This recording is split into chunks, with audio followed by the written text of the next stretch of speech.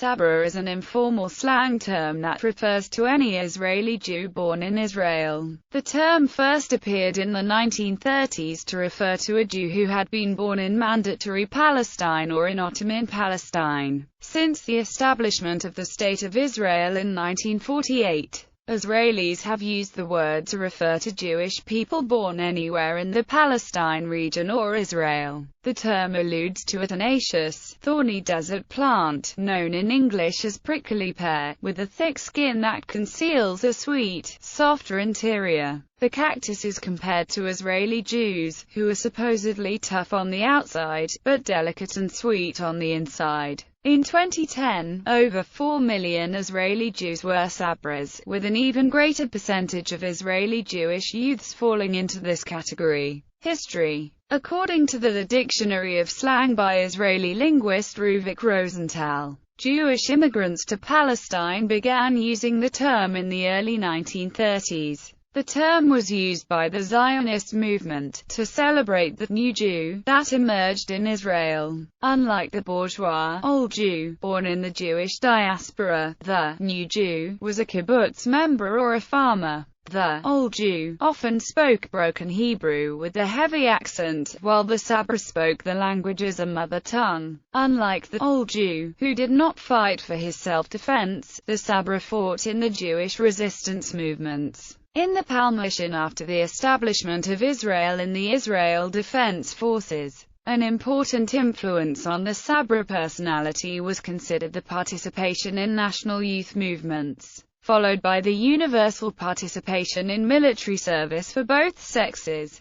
The sociological characteristics of the Sabra were examined by Oz Almog in his book The Sabra, The Creation of the New Jew. According to Almog, the term Zabar originated from the insult Sabras, directed towards migrants of the first Aliyah by migrants of the second Aliyah and the third Aliyah. The changing of the meaning of the term, to emphasize the softer interior rather than the roughness, was done by the journalist Uri Qasrawi, who published an essay, We Are the Leaves of the Sabra, on 18 April 1931 in the newspaper Doar Hayom, in which he argued against the discrimination which was cast against the native-born by the new immigrants. The prestige of the Sabra increased during the 1948 Arab-Israeli War. The Israeli public, and especially the older generation, tended to attribute the achievements of the war to the country's Sabras, while minimizing the part of the new immigrants and other groups. Even descriptions of the achievements of Operation Kadesh emphasize the image of the Sabra. The large immigration to Israel of Jews from Muslim countries during the 1950s,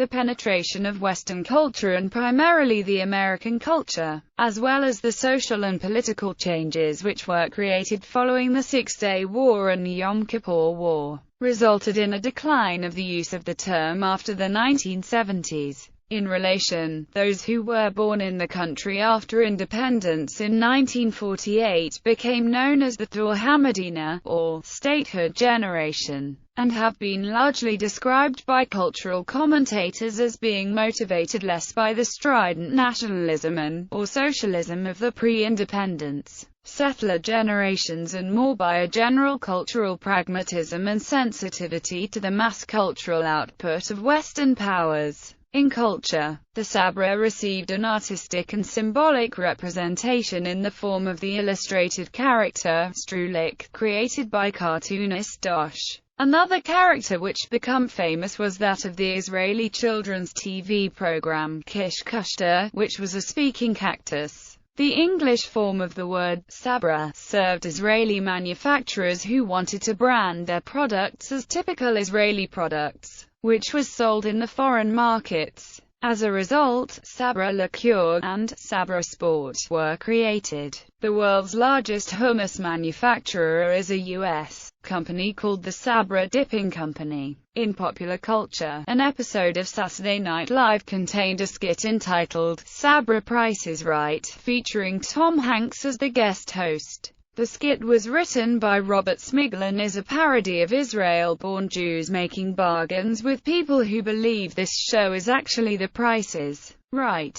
In the skit, Hank's character, Yuri Sorensen, and the other Sabra are actually swindling the contestants, conning them into purchasing shoddy products for which they guess the price rather than winning them. The skit concludes with an Arab portrayed by Dana Carvey who bargains in the same manner as the Sabra, and in the middle of their argument, they all disco as the skit concludes. A skit featured in an earlier SNL episode was entitled Sabra Shopping Network, and also featured Uri and his crew, this time bargaining with callers phoning into a television shopping show. The American comedy film You Don't Mess with the Zoan plays heavily on Sabra stereotypes in an amicable manner. In politics, the first Sabra to exercise the powers of the office of the Prime Minister of Israel was Yigal Allon, who served as acting Prime Minister from February to March 1969. He was born in Kfar Tavor. The first Sabra to serve as Prime Minister rather than acting Prime Minister was Yitzhak Rabin, who first held the office 1974 to 77, and then again 1992